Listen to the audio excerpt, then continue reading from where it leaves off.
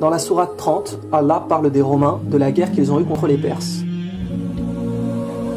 Les Romains ont perdu cette bataille le long de la côte de la mer Morte, ce qui correspond à la région d'Israël et Palestine aujourd'hui. Et le verset du Coran en question se dit en arabe Adna al-Ard, qui a deux significations, l'endroit proche, l'endroit voisin, et l'endroit le plus bas. Et ce verset a deux aspects à comprendre. Le premier est qu'effectivement cette bataille entre les Romains et les Perses était juste à côté de la péninsule arabique. Mais le plus intéressant est que le verset veut donc dire aussi l'endroit le plus bas de la terre.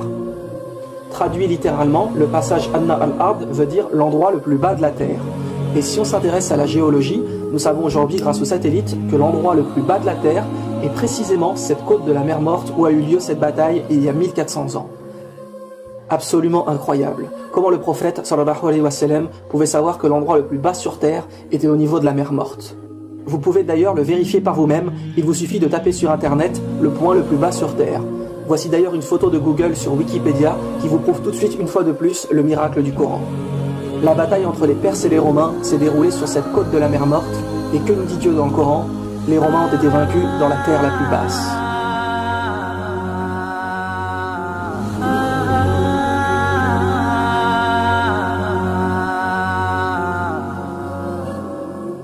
Croyez-vous que le prophète a mesuré chaque endroit de toute la planète pour déterminer quel est l'endroit le plus bas?